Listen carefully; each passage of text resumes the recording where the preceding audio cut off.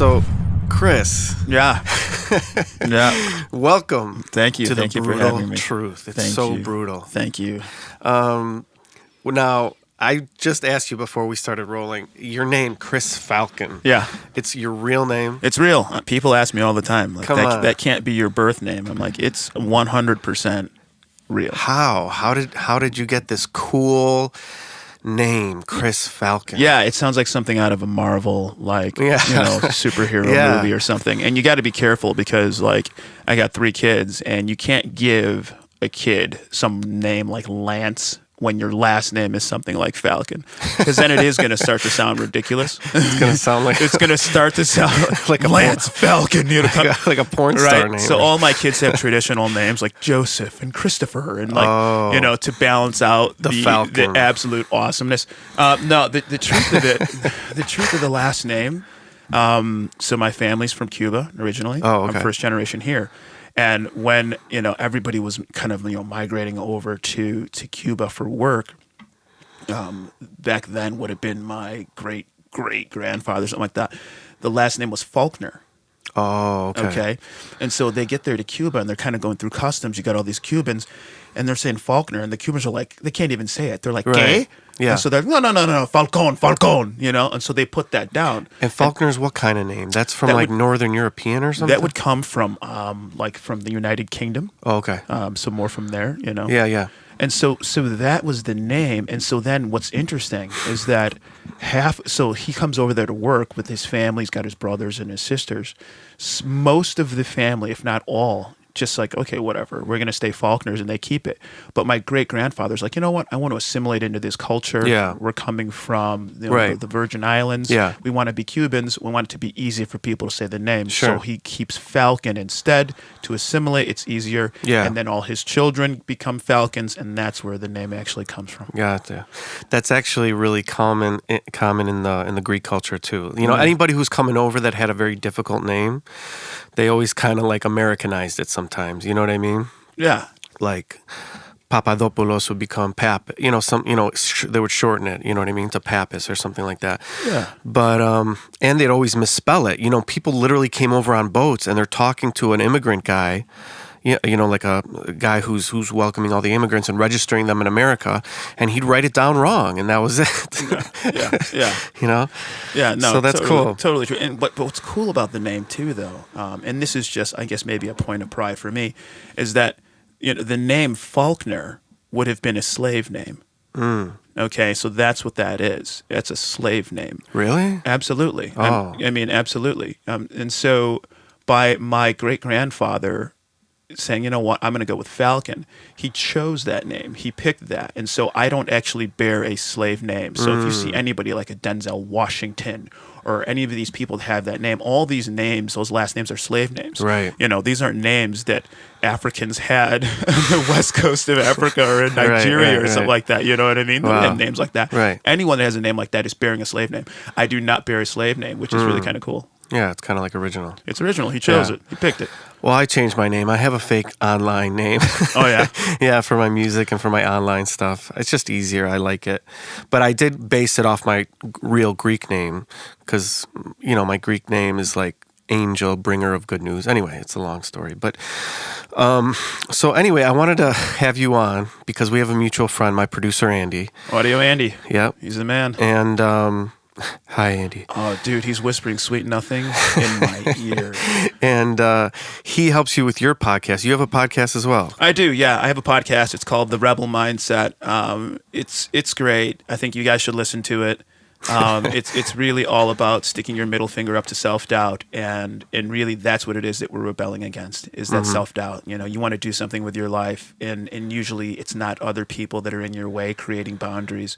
It's usually us creating boundaries within ourselves. Yeah. So I talk to different rebels of all different types of industries and really find out their stories and how was it that they pushed against self-doubt to achieve whatever it is they wanted to achieve in business or whatever it is. And so it's awesome. It's unscripted. It's cool. So check it out. That's so cool. You can hear it wherever you listen to your podcasts. Yeah. So fear is something that people have to get past. You know what I mean?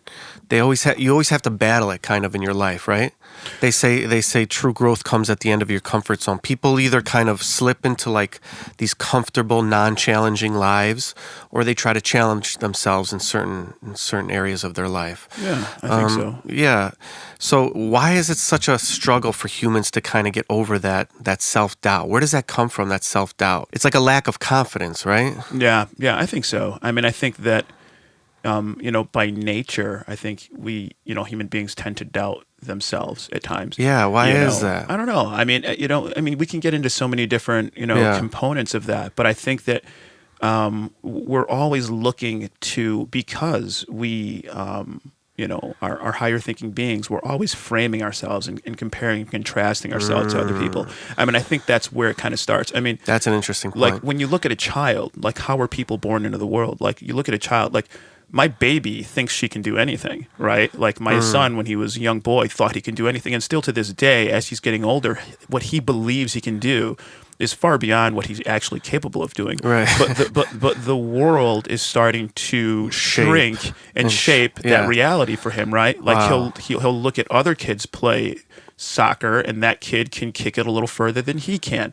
So now it starts to frame the reality of, wait a minute, as I form my ego, I am not the center of the universe. I am not capable of anything. And then, oh man, well, what am I capable of? And now we have a world of possibility, that's open, it's vast, and that's scary because it's uncertain.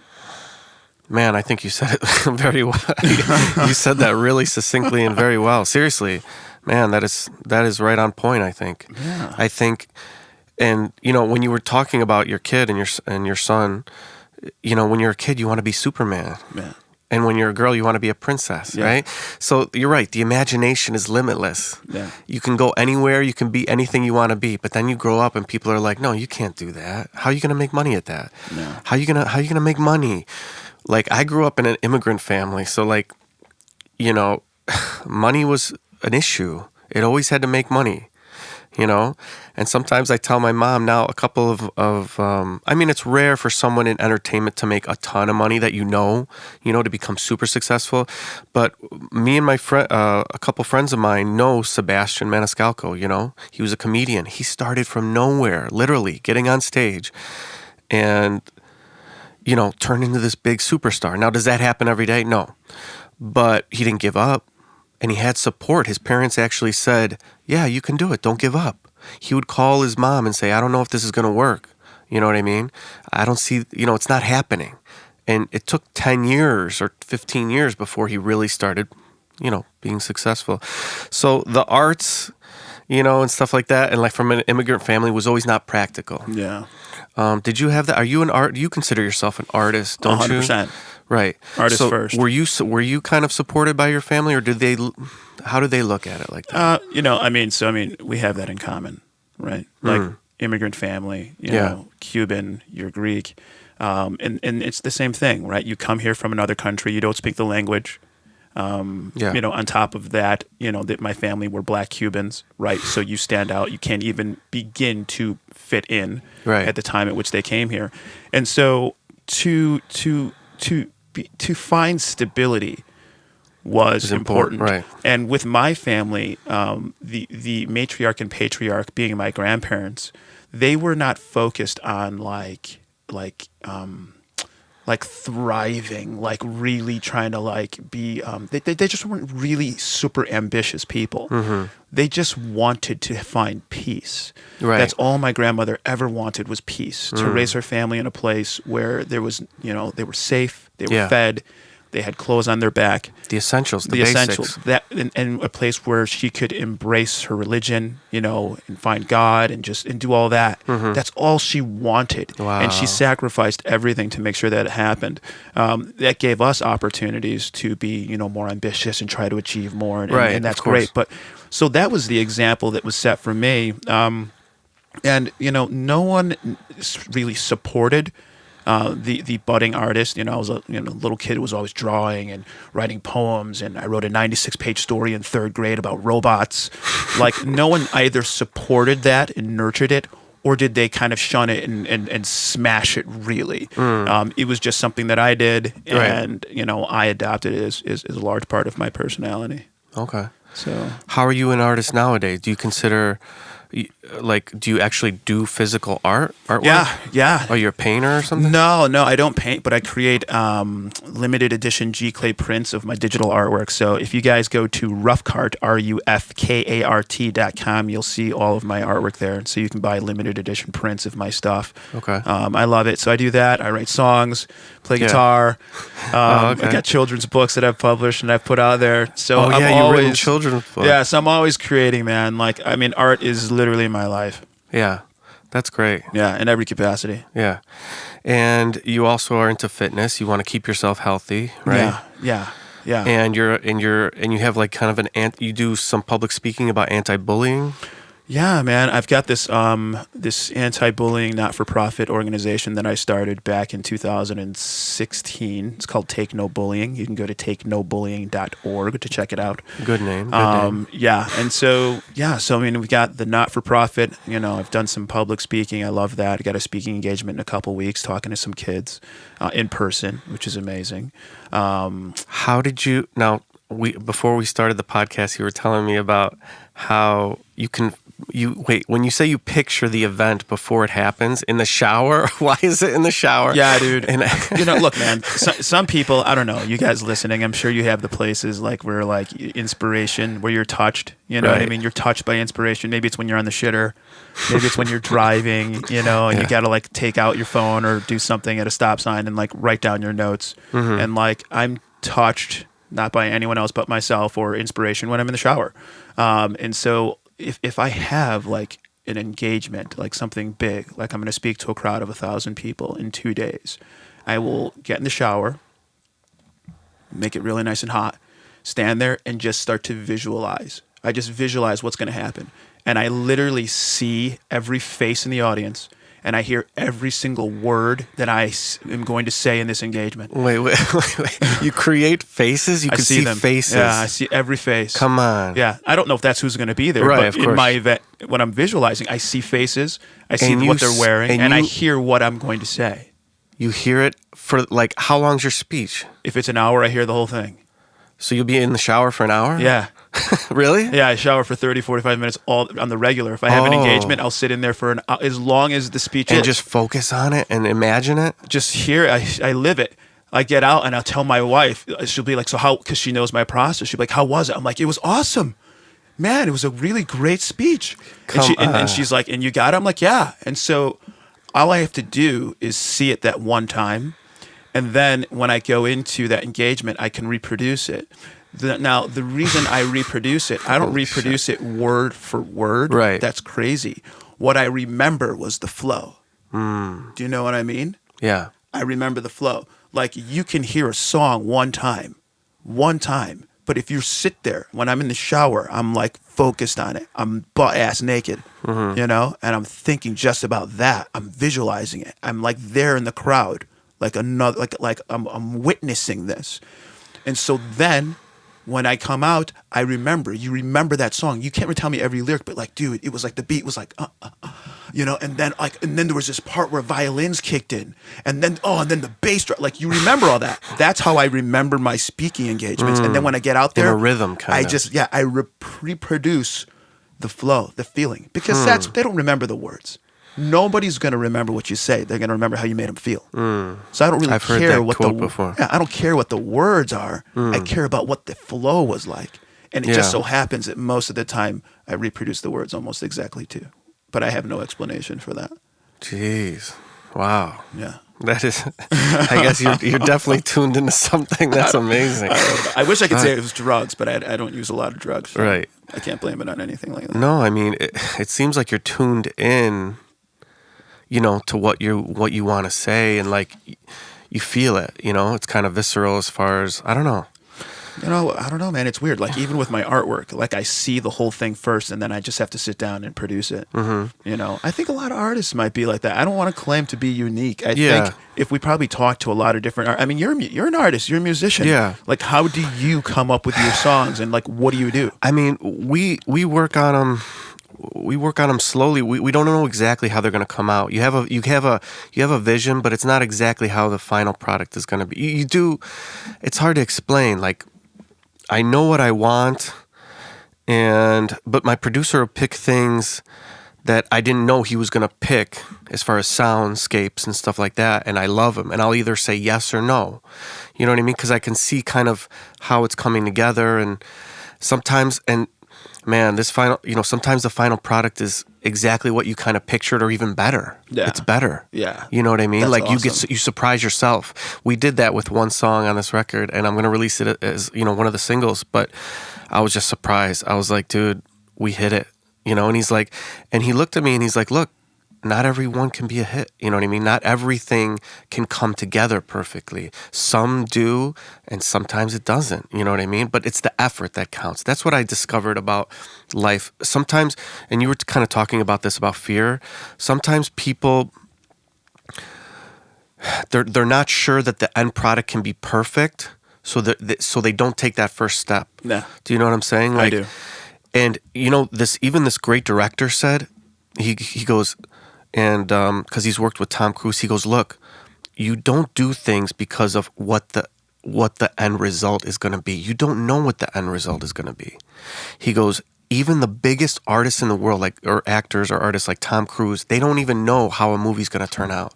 They are just they're just putting in as much effort as they can to get to a result, you know what I mean? And the more effort they put, the more they can kind of control that it's going to be, good or not.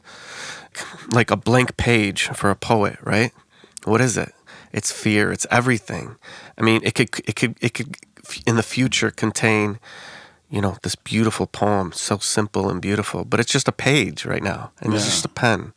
So the effort is the work is the important thing, I think. Yeah. And you're going to succeed and you're going to fail, you know what I mean? And then you just... And that process is so interesting too. I mean, but there is really, you're 100% right. There's something about taking that first step and the gravity of expectation, that kind of shackles you. Yes. I mean, I think that for myself, more than trying to become a successful person, like a success, like monetary, like, I got all my Beamer outside and all that stuff. Like, more than that, I'm more than trying to become that. I'm trying to become the type of person that takes that first step. You know what I mean? Where like that first step, that fear that people fear, it's like, man, like, I don't know if I can do it. Like, screw that, man. Like, grab the guitar and just start playing. Write the song. Start the podcast. Start that not-for-profit. Write that first word of the book. Yeah. Like, just do it, and worry about what happens later, because you can't control that all the time. But then it's fascinating what starts to happen. Like, when you start to make taking that first step a habit, right? It starts to become a habit. You become more bold as a person. Dude, it's incredible. More courageous. Well, it's just incredible how much of yourself you can embrace and discover, and how much life, life happens kind of like in like the sidetrack. You know what I mean? Like when things don't go as planned. You know what I mean? So it's like, that's when life, like when real life really happens. When you sit there and you take that first step, and everybody knows when you start doing it, you're going to get challenged. You're going to get resistance. Growth is not possible without resistance. So once you start to get that resistance, that's when life is life.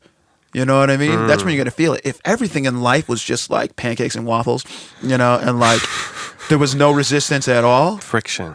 There was no friction at all, you wouldn't even know that you were living a good life. You wouldn't even know it, because you've never even experienced anything to counter it with. If you're in bed all day, subdued and not doing anything, you know what I mean? Right. And not putting in effort to anything. Yeah. So you'll never get anywhere. Like real life happens, man, like in that grind. Yeah. And so I love that. So I embrace the grind. I love it. Well, it sounds like you're doing multiple things to kind of keep your, because you're interested in multiple things. And that's cool. Why bullying? Were you ever bullied? Yeah, I was bullied big time when I was a kid. Really? Yeah. When you're like 6 foot something, right? 6'2", 235. How did someone bully you? Were you scrawny little kid? Well, I wasn't always 6'2", 235. Right. That would have been sweet if I was. No, man. When I was a kid, because no one's going to try to bully you now. No, I don't get bullied now. ever.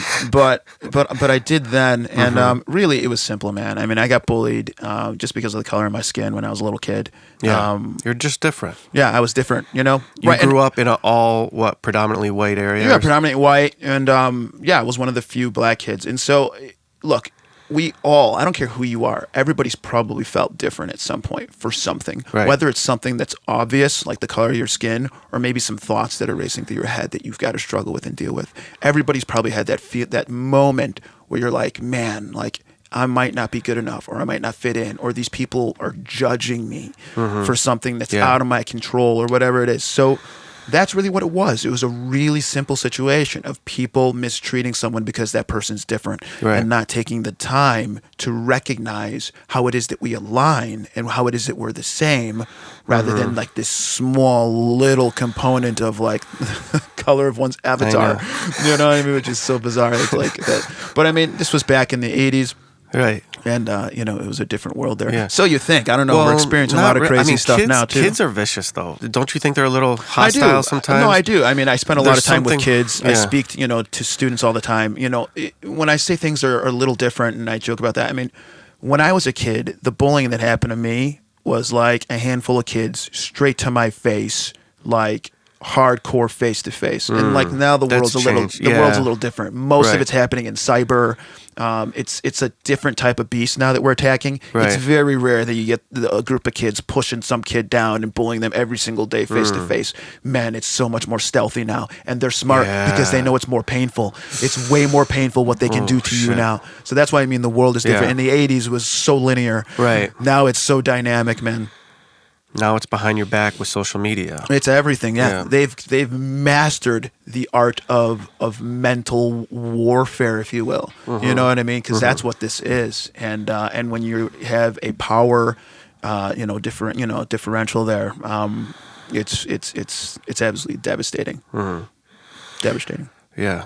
It's weird to me. I look at it more like a biological standpoint. Like, aren't there some animals that'll kill like their if one of their young is different from the others or something? Have you heard something like that? Like, why do species fear? Like, in other words, why do kids kind of attack something that's not like them? It's fear, right? Yeah, I mean, I guess it has to be fear. Or competition. I think, maybe competition. I think maybe sometimes it's sometimes they fear themselves, right? A lack of an understanding of your own emotions, the complexities of what you are as a being. You have not worked through your own insecurities. They don't know how to deal with it, yeah, so they attack. So you attack and you lash out. I mean, come on, like if you're crabby and you haven't worked through your emotions, you're going to lash out at your friend, you're going to lash out at whatever. That's where road rage comes with. You don't know how to control yourself. And children don't know how to control themselves, and they have not established. You talk about developing like the ego, ego being differentiation. Like Paul Check will say, you don't really learn how to differentiate yourself from your tribe or your parents or your culture, whatever it is. They say maybe till you're like in your 20s, how to truly separate your ego. Yeah. So that fully developed ego, but you're talking about a middle schooler. You know what I mean? They have no clue really who they are. So anything that might seem to be a little bit different than the tribe, than the collective, they just attack. Just to attack it because they have no clue. Wow. They're utterly clueless is basically what I'm saying. They just can't deal with it. They can't deal with it. Right. Did you think it shaped you as a person a little bit? Oh, big time. I got bullied a little bit too. I was scrawny and skinny. When I got thrown, I remember like going from like 6th grade to like the bigger school at junior high. Man, that was a tough period. In high school, I was just awkward. My face was blowing up with zits everywhere. It just sucked. It's such a crazy time. And then like your hormones are going and guys are starting to make out with girls and you're not making out with girls. And you're just like, what's wrong with me? Am I a loser? Oh my God, I hated that time. They're so crazy. I mean, it's no wonder they make movies on all that because man, it's so loaded. It's so loaded with just so much emotion and energy and like situational stuff and just, man, growing up, man. Yeah. It's crazy. And now you see it through your kids and stuff, right? Well, they're still Dude. young. Well, no, they're young, but they're old enough to start to see some stuff. I got a 10-year-old, and he's got like his own cell phone, and like girls. He's in 5th grade, so girls are getting in the mix. You know what I mean? Like one day, man, this was crazy. Like we're sitting there in the house, we're all just hanging out, and like his bedroom's upstairs. Me and my wife are in the kitchen, whatever, doing our thing, and all of a sudden we just hear this dude run down the stairs, open the door, and just leave. And it's like almost dark outside, and we're like, did our kid just run out of the house? And so lo and behold, like my wife runs out, like to go see what's going on. He ran out of the house and was just gonna go run up the street to meet some girls. I'm like, dude, you're 10. You can't just leave the house at night without telling us where you're going. Oh boy.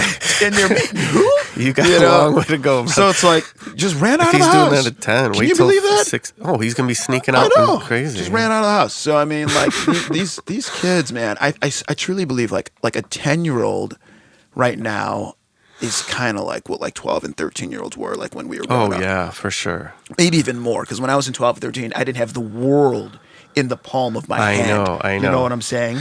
We had to find, when we wanted to see like a naked woman, we had to find like a old discarded Playboy behind 7-Eleven. Oh yeah, or even worse, 'cause Playboy was good, man. Do you remember those? They had those like little catalogs that you could order porn from, and they had like these little thumbnails of the video cassette. Dude, you probably never even saw them. I remember I found when I was walking home from school, and it was like on the ground, like really shitty ass like paper, and you open it up, it's got maybe 4 or 5 pages. It's maybe 6 inches by 4 inches, and each thumbnail is probably like less than an inch, and so you have to look really close, and it's like, I think that's a boob on the cover of that. And like that was like your pornography. Yeah, we used to stay up late and watch Cinemax. Yeah, Skinamax. Yeah, but pixelated. Like, no, did you actually have Cinemax? My buddy did. So I'd want to sleep over at his house, and then we'd try to see some boobs and titties. That was fun, man. I didn't have it. It was fun before the internet, dude. It was fun, bro. We played outside. We fucking ran. We played. Man, I had the best childhood, I think. The 80s, dude. Like, it was good. The best movies, Back to the Future. Yes. Prince came out. Madonna came out. Yes. Just these, oh man, it was just great. It was fun. And I will agree with you. And I reminisce about those days all the time. Yeah. However, there is something to be said about innovation. Yeah. And like when those AOL, do you remember the AOL chat rooms? A little bit, yeah. Okay, so some of you listening, you guys might remember like AOL chat rooms. I'll never forget the moment when I went over to my buddy's house. He had a computer. At that point in my life, I didn't even have a computer. And he was like talking to me about all these girls he's talking to. I'm like, and this dude, look, man, I love everybody, but like my boy was probably about 6 feet, like 320 pounds. Really awesome, charismatic guy, but like not like the most physically attractive dude. I'm like, what are you talking about all these honeys, man? Like, he's like, yeah, I'm talking to these girls and this girls. He's like, I'm meeting them in these chat rooms. I'm like, what are chat rooms? He takes me over his computer and he shows me these rooms where you could establish a profile, and then in this room, all you could do is type messages, and it would just be a bunch of messages back and forth. I never got into that. You'd interact with people in there, and then you could look at their profiles. And so you'd go into this room, and they were hyper localized. Like you could have like a Chicago chat room 1. Yeah. And so you'd go in there and you'd start interacting with people, and then you'd look at their profiles and like, oh shit, she's hot. Dude, just let me tell you, I loved growing up in the 80s and the 90s. But I can't even tell you how many girls I met and hooked up with because of AOL chat rooms. Come on. That was the greatest thing that has ever happened, ever. Okay? It was incredible. It was easy, bro. Like, when I wasn't, like, working or doing anything or studying, I would sit there in front of the computer, and, like, literally, you could have a girl come over in 45 minutes. Wow. I mean, this was like Tinders and Blender and whatever the hell kids are doing now. You know what I mean? This was just like straight up just messaging and like. Man, I never got into those. I don't remember those. You missed out, bro. Damn. You missed out, dude. I was just hanging out with my friends. We were going out all the time, but we'd go to we'd try to find some place to party, drink, whatever. But I don't remember. I wasn't into the chat rooms that much. That's weird. I was at that point in my life. I was pretty much focused on one thing, which was getting girls. Right. That was it. I know. And so this was like a healthy young man should be. This was the greatest thing that had ever happened. Right. Ever. Well, now it's just ridiculous. They can see everything. Yeah. But so what's next? Do you have a YouTube podcast?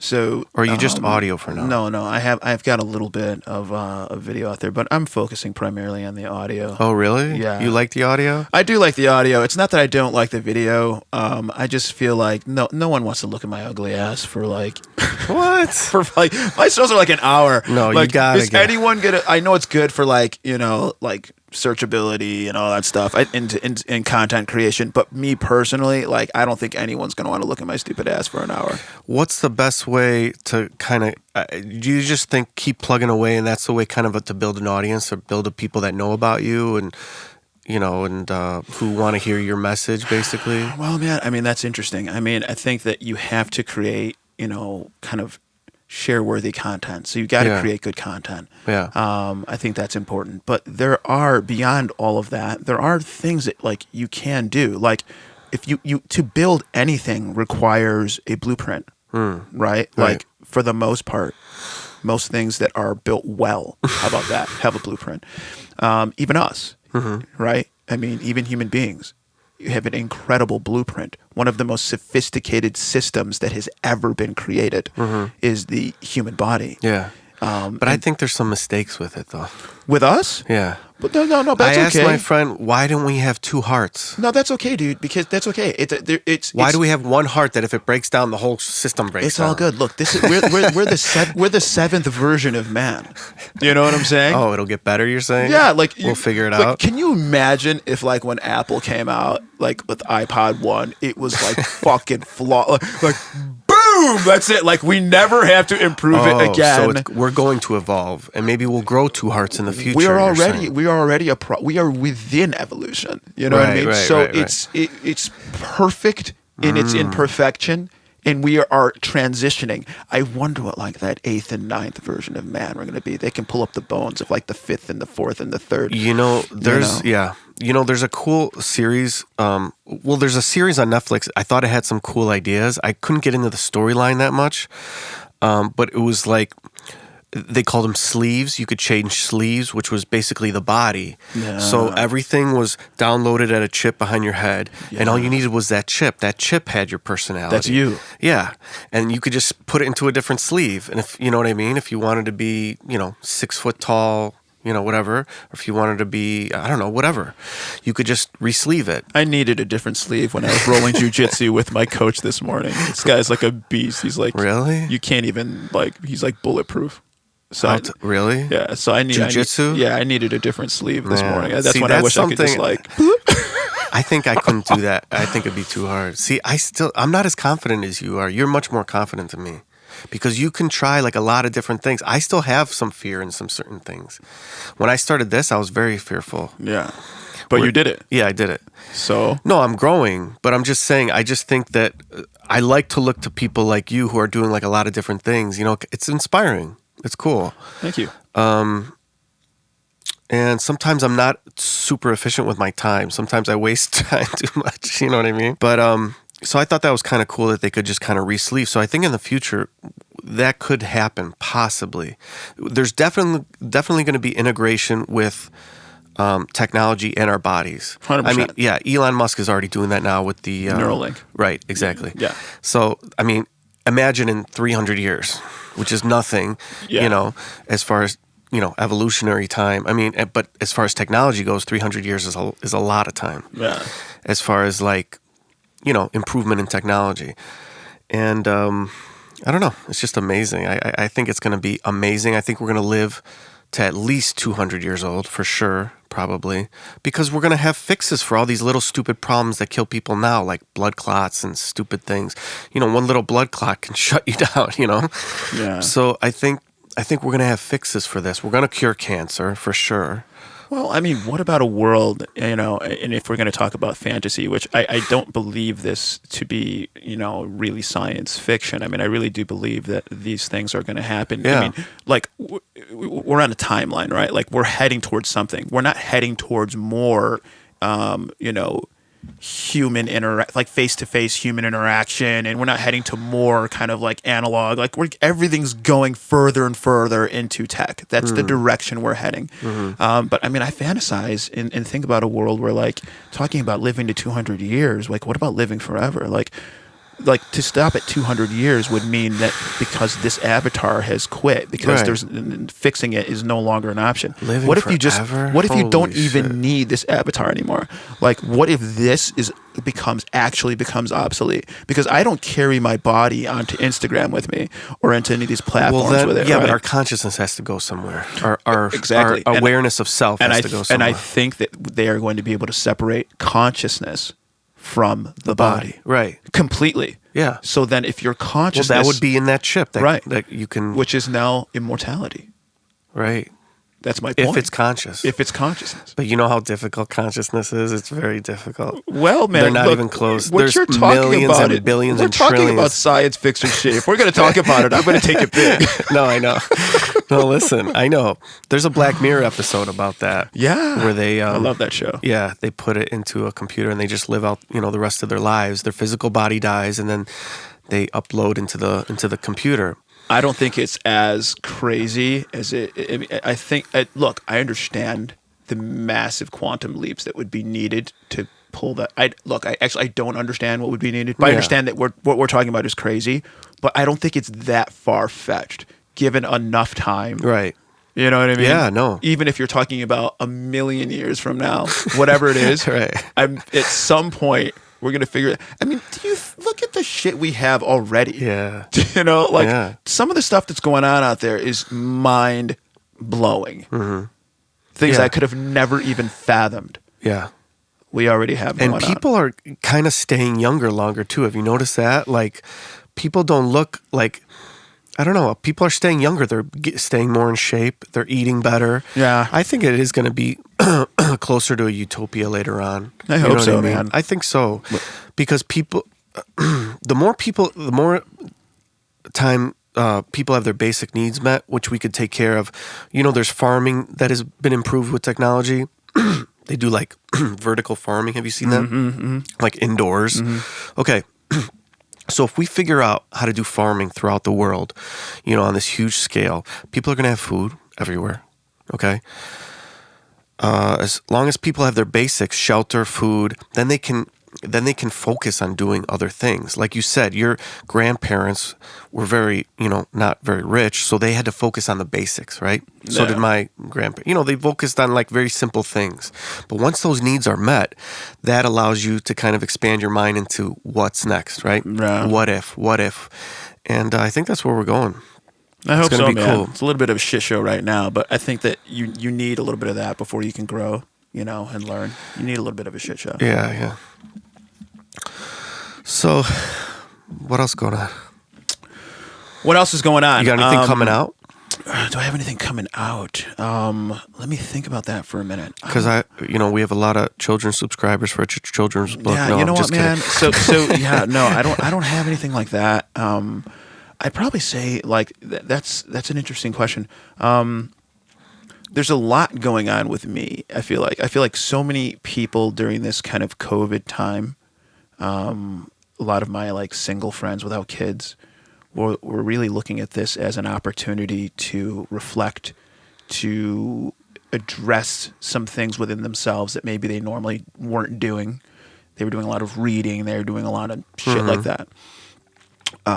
That's not what it was for me. I've got 3 kids. I got a wife. I got businesses. Yeah. So that time was not about like, reflection. It was like, and getting it right. Like I need to like figure out how we're going to get the Titanic to not go down. Right. Well, don't you think we're kind of past that No. part? You don't? No. Oh, you're really struggling still with like school and everything? There's nothing. No. There's not. We're not past shit, man. I mean, my kids go to school 5 days a week for 2 hours. Okay, so you've got 2 working parents. Okay, So you got to get them to school by 8:30. They have to come home by 10:30, and then they Why? have 4 hours of e-learning. They're doing that combo thing. Yeah, now who's supposed to do that? Bro, the shit is just hitting the fan. Oh, my God. Okay, and when you got babies, like you guys out there, anybody got babies and stuff, you know what it's like when the wintertime comes, you start going through regular flu season. Yeah. You know, and regular sickness. God. And all this other stuff. And then people are going to be confused. As soon as they get the regular flu, they're going to think, I have corona, I have COVID. Not to mention my kids, man. Like my kids, like they hear about this stuff, like they get nervous. Maybe some kids out there are like just whatever, oblivious. But like my kids are nervous. Like they're afraid. They think like if they get COVID, they're going to die or something. Wow. You know what I mean? And it's not like what they're afraid of isn't like real. Like when my kid gets freaked out about the boogeyman, there's actually nobody in the closet. If my kid's afraid to go downstairs because he's afraid of the dark, there's absolutely nothing there. But there is a pandemic. You know what I mean? Maybe they're not going to die, but what they're afraid of is actually real. You know what I'm saying? But the numbers are real too, and they're not that out of control. No, I understand, but it's not a make-believe right. foe. And they can't quite grasp it yet. Yeah, and it's on the news. They do get email. It's changed their whole way of life. Wow. Kids are creatures of habit, dude, more than anything. Yeah, and they love, what is it called? Consistency? Consistency. Yeah. So you disrupt that, man, Wow. and like, and there's no concrete answers. Like they look It at freaks me as them a out. father Yeah. to give them the truth and to know everything. Yeah. Dada, when's this going to be over? And when he says, when's this going to be over? When are we going back to normal? He wants to know the date and the time. Right. You know what I mean? Yeah. But I can't give that to him. Right. So there's an anxiety Wow. that's fluttering. You know what I mean? Yeah. Oh, no, dude. Definitely these kids, when they grow up and they're our age, they're going to say, we lived through the pandemic. Just like they used to say, we lived through the war or lived through, it's a major kind of thing that happened. It is. But I think within 6 months, it's going to be a lot more back to normal. And for sure by next September, I think for sure. Well, I think what we're going to see is we're going to see a new normal, like if you look at even 9/11, we went quote unquote, I guess, back to normal, but it really was a new normal. Flying's not the same. Things are just not the same post 9/11 as it was pre 9/11. Right. So I think what we're going to see that we're going to be able to live a life where maybe that fear factor drops because we're dealing with a health risk and we're dealing with a fear factor, and they're two separate animals that interact. I think the fear factor is going to come down, and the health risk will be under control. Yeah. But the lasting effect, we'll have to see. I think certain things might stick around for a little while and just kind of change how. So I'm looking forward to that new normal because I think that is how you evolve. That's how you change. That's where innovation comes in. I know a lot of people are making more money now than they've ever made before. I do believe in that. Come up with the best product, innovate, make stuff happen. Yeah. So it's going to be interesting. What's that new normal going to look like? How is this going to evolve our schooling system? You know what I mean? Oh, God. Was it obsolete? Was it broken? Does it need to change? You got parents that are paying $75,000 to send their kid to a college where the kid is doing all the work on a computer. From home. Yeah, I always thought colleges were so why were they? I couldn't understand why they were so expensive. Right. So I guess what's that new normal going to look like? The name has a lot of value. You know what I mean? It does. When they come out of that school. So is it going to change? Is college now? Now are parents going to say, "Wait a minute, does this need to change?" Right. Or is how my kids go to school? Is that going to change? Yeah. How many kids they have in a classroom? Are they going to have different protocol now? Is gym class going to change? Is lunch going to change? Recess going to change? We'll just have to see. It's an opportunity for them to mess around with stuff. I think people love to be around other people. I think people love to socialize, and that'll definitely be an important factor. That's not going away.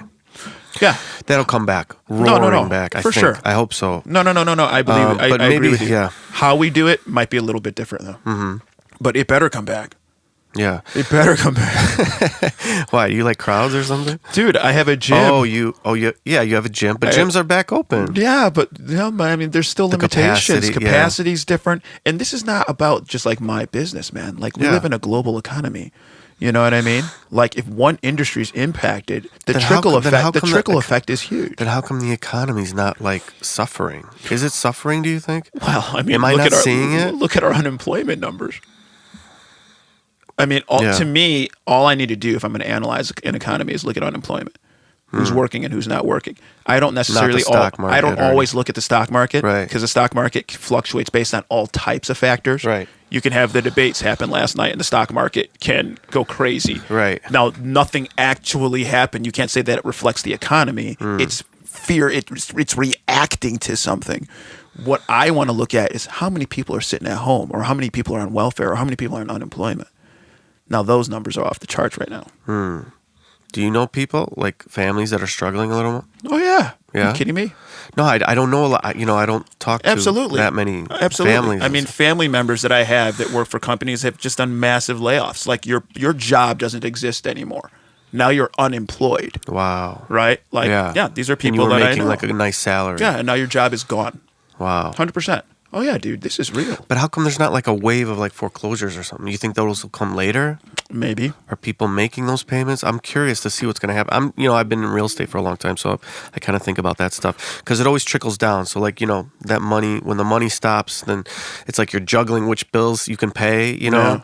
and then you have to default on something. And then when the defaults start to go up, then you kind of see, Yeah, man. like, I'm sure a lot of these big buildings with these retail, Yeah. a lot of retail people stop paying.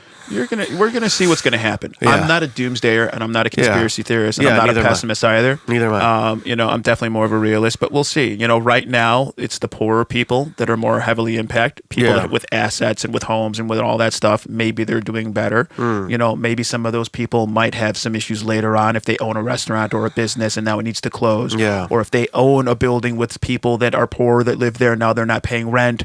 Like, we just have to see. Yeah. I'm hopeful for the best, but I know that no matter what, as human beings, this is what we do best. We evolve, we adapt. Yes. And so I know that however we come out of this, we're going to have pressure, we're going to have stress, but we're going to find a way to make it better than what it was before. I don't want it to be the same. I want to make it better. Like, that's what I'm doing with my business. I don't want my business to go back to normal, because normal for me was a business that was unprepared for a pandemic. That was normal before, because it didn't even conceive of it. You know what I mean? Now the new normal is going to be like, whoa, this is how much money I need to have here. Right. This is what kind of infrastructure I need to establish for virtual training. Like, I want to evolve my business, myself, my parenting tactics, how it is that I am a husband to my wife. All these things have already evolved and taken a quantum leap in the past 7 months. And there's no going back. Like, I'll never go back to how I parented before. My kids already but you do wish the kids were going to school for the whole day, don't you? Hell yeah, dude.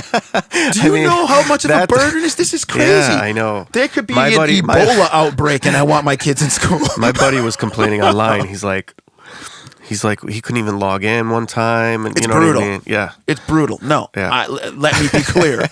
Let me be very clear. There could be Ebola. There could be axe murders. Jason Voorhees could be running around the school. I'm like, dude, the odds are he'll never get you. All right. Go to class. You'll be fine. Yeah. So where's your gym located? My gym's in Glenview. Oh, okay. That's a northern suburb of Chicago. For Yeah. those of you that don't know, I live in the burbs. My business is in the burbs. Oh, okay. And the burbs have been very good to me. Yeah. Right? Like, that's one thing I'll tell you. Like, this is what I would say. Like, if you're listening right now, don't open up any businesses right now. Like, don't do that. That'd probably be my tip. Like, just sit tight. Don't save your money. Don't open up a business unless right it's now. like an online business. Maybe, like, I don't know.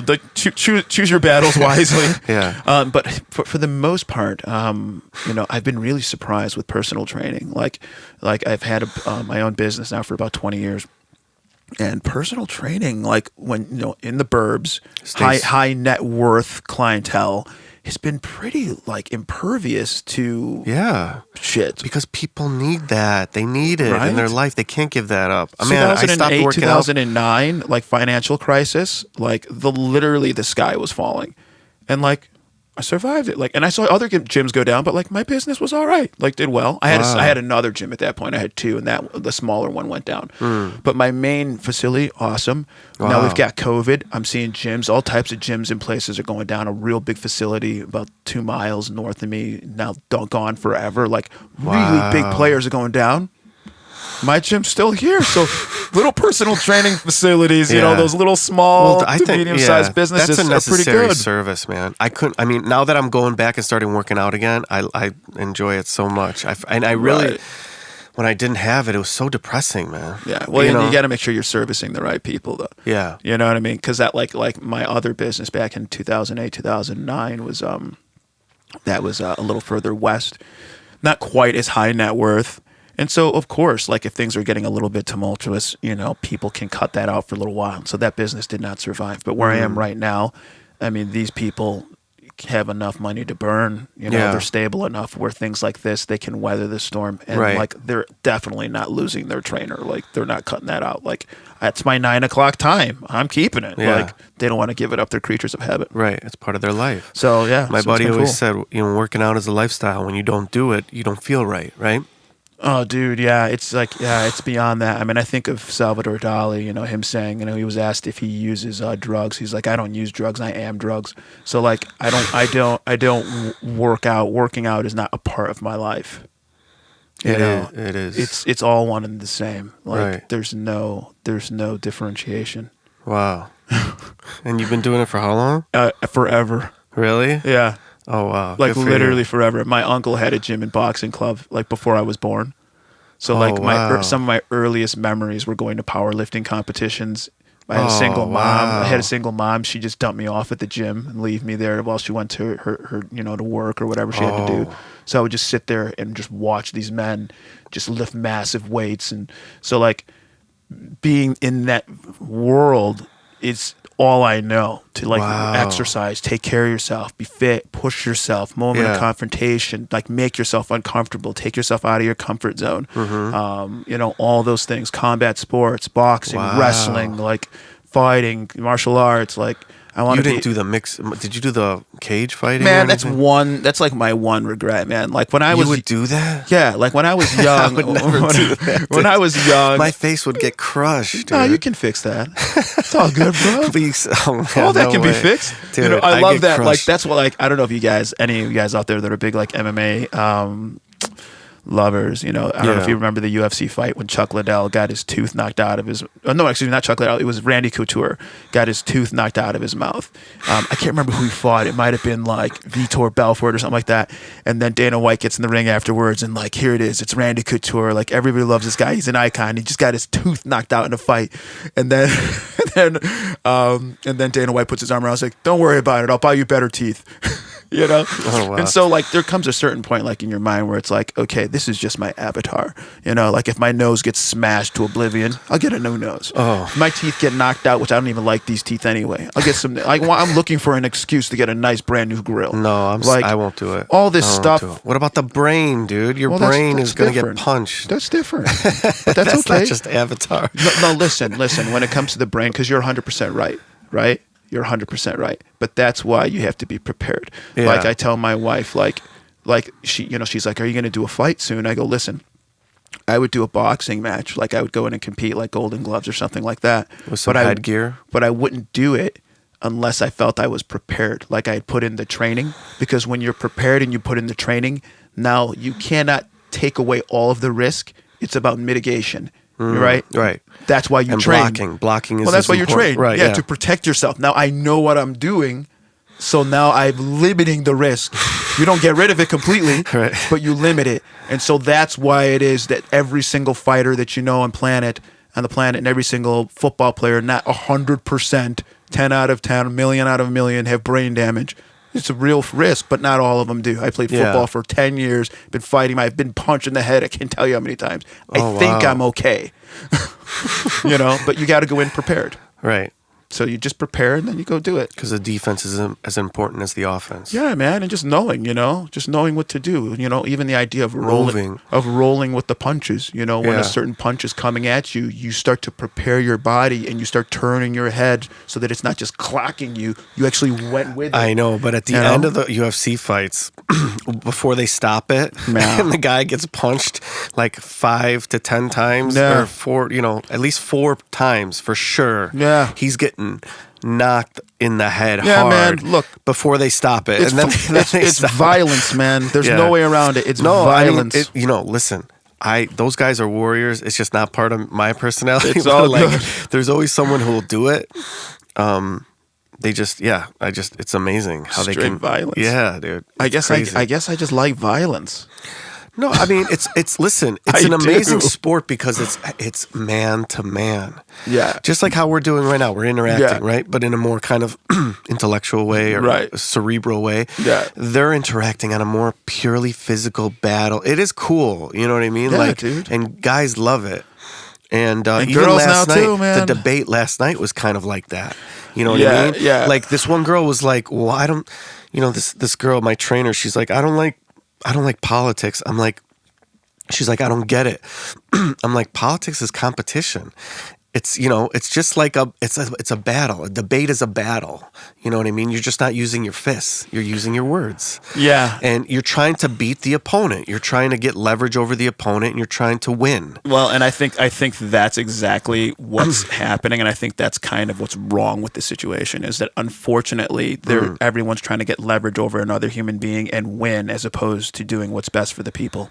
And so, I think that is hopefully what we're going to start to veer away from in this country. The contentiousness is too high. Yeah, right now. like listen, man. Like if I'm going to sit there and I'm going to get up there and I'm going to debate you, you know what I mean? And you represent the green and I represent the red. I don't need to sit there and like rip on everything that you do and sit there. I can truly say, listen, Angel, this is what you've done that's been great. You've been really successful in these areas, and I respect you for that, okay? These areas, I don't agree with you, and I would do them differently. When I get elected, this is exactly what I will do. I will do those things differently. And listen, because I'm doing this as a servant for the people, I hope that I'll be able to call upon you for guidance when I'm in this position. Like why can't it be this way where you can sit there and you can simply lay out your point of view and then figure out what's best for the people? Not a win. I think Trump kind of changed the culture a little bit. You know what I mean? I'm a centrist, pure and simple. I watched the debates last night, and there's some things I agree about with Trump and some things I agree about with Biden. Okay, I really am. Like, I think Biden has some weak points. I think Trump should be able to pick the Supreme Court judge. I don't want to get too much into it, but my point is like, I get so frustrated when sometimes people don't put things plainly and simply, like how you just stated, was such a nice point. And I have a friend who's a real big Trump supporter, and I just said, I go, like yesterday when he was asked that straight question, can you disavow white supremacy right now? Why couldn't he just say, yes, of course, I disavow white supremacy. I think the human race is diverse and we're all multicultural. We come from these beautiful cultures. We come to America, to this place to express our cultures, to have the freedom to be who we want to be. And I believe anyone with a good education and a strong, familial unit, or even without, sometimes they can still become successful. You're a child of a single parent, but I believe that people can grow up to be to be great people and achieve great things. Why can't he say something like that? So simple. Yeah. He's the president of the United States. Right. You know what I mean? Don't play games. Yeah. Don't say, oh, there's people right on both sides. Just say it. Just say it. Be clear. And I think and that just frustrates me sometimes.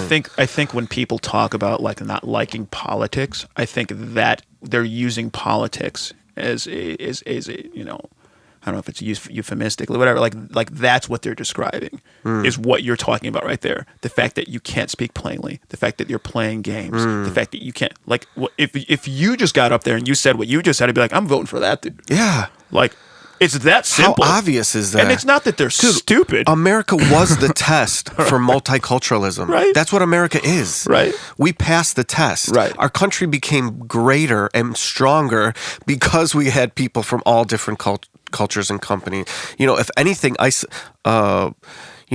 xenophobia, which Europe still has a lot of, shows they can't even work together that well because they have so many different languages and so many different cultural things that they won't let go of or refuse to get to know another person. So, we're the success. It's proven.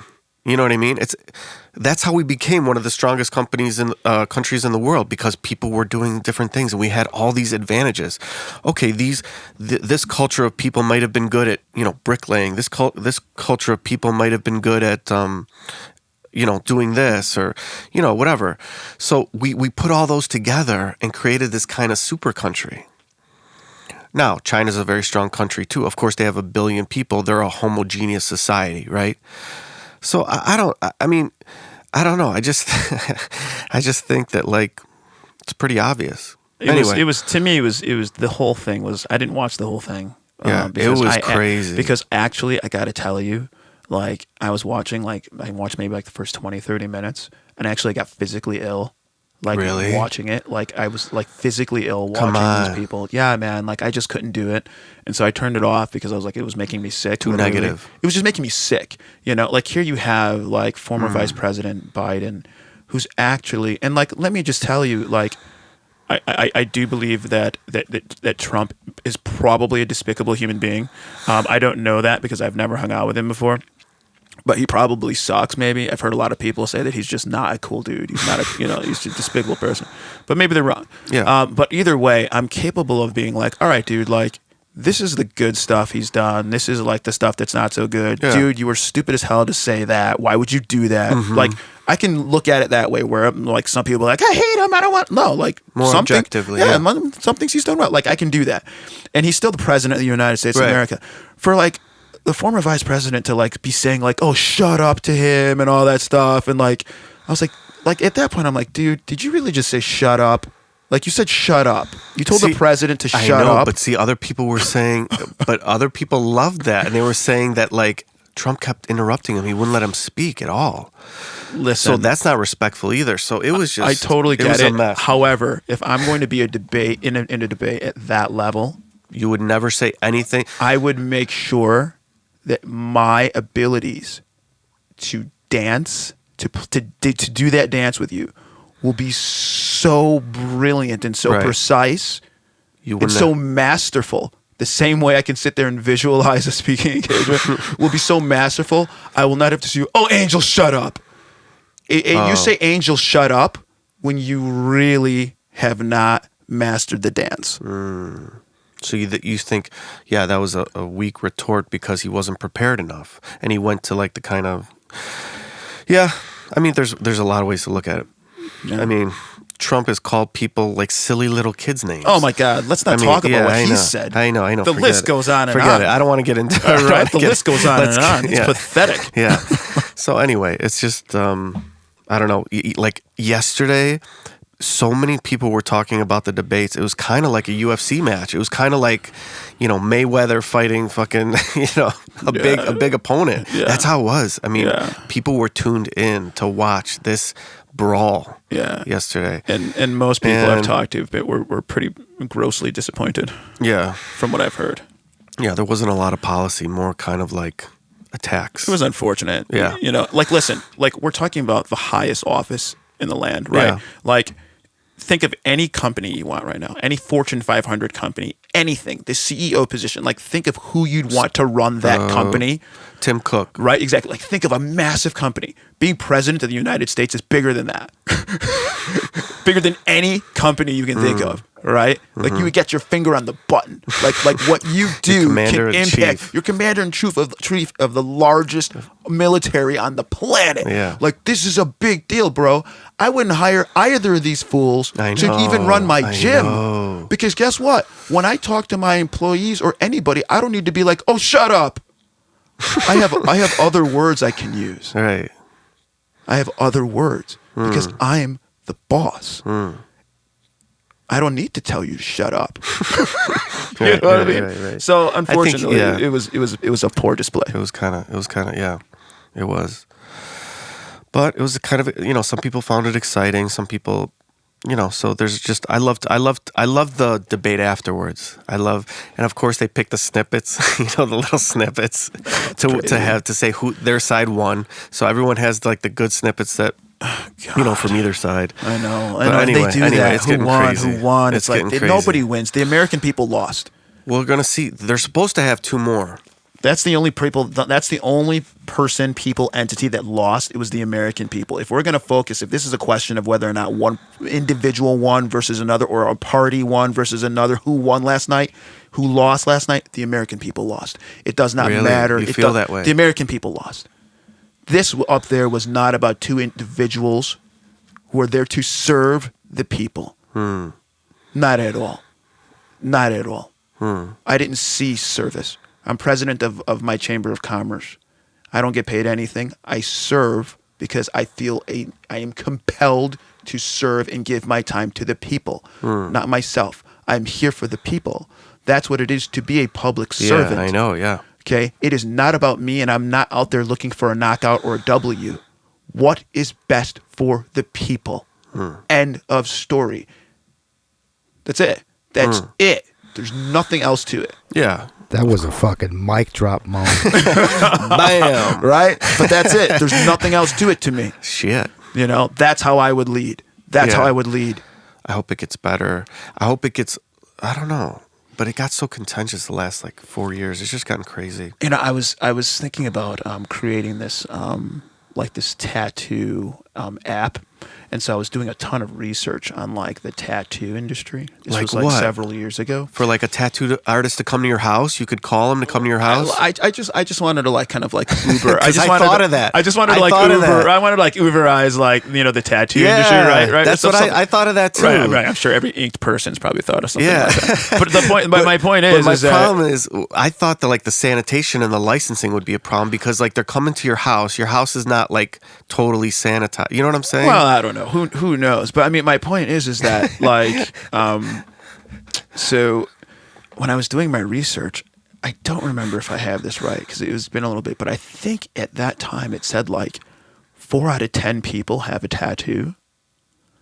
Or something within a certain age demographic. It was actually because that's what it was. It was like within some age demographic. It was like 4 out of 10 people. Let's just say it was up to 35. Yeah, 18 to 40. Or whatever it was. I don't remember. I was doing all this research, but I was like shocked. I was like, damn, like, that's almost half the people in that. Like, there's gonna come a time. There is going to come a time, I guarantee you, where most of the people on the Senate got some fucking ink. You know what I mean? There's going to come a time where the President of the United States has an arm sleeve. It's going to happen. Eventually, it's going to happen, dude. No way. Absolutely. It's going to be badass. Can you imagine that, man? Comes out with a sleeve dude. and an earring. Right? I mean, dude, it's going to happen. It's going to happen. I think just statistically, you're going to see it. I think he'll have one little tattoo somewhere. Either way. Because he was a Marine, and then he can show up, he was a Marine. Maybe something like that. Dude, it used to be crazy. Like, now you'll see cops and you'll see people, like public service. Like, you'll see these dudes, they're all tatted up, man. Like, they got full sleeves. Like, that was something where maybe if you were to look at, like, 30 years ago, if somebody came in with a full sleeve and a tattoo on his neck, you're not getting hired to be a police officer. Oh, yeah. But, like... how about the guys writing... If you're like a software writer or anything, it doesn't matter at all what you wear or what you look like. I mean, my buddy works from home all the time. Like, it's completely, you know. I'm just illustrating that the world definitely, like, we're shifting, we're changing. It is. You know, business attire is different. CEOs are tatted up. How they conduct business is different. Right. I think that we will see this trickle down into our political system as well. This was fun. You're a great guest. I really enjoyed myself. Thanks, dude. And we got to do it again sometime. Let's do it, man. Thanks for coming on, Chris. Thanks, man. I appreciate it. Yeah. And, we'll talk to you soon. All right, cool, guys. All right. Good talking Thanks, to you. Andy.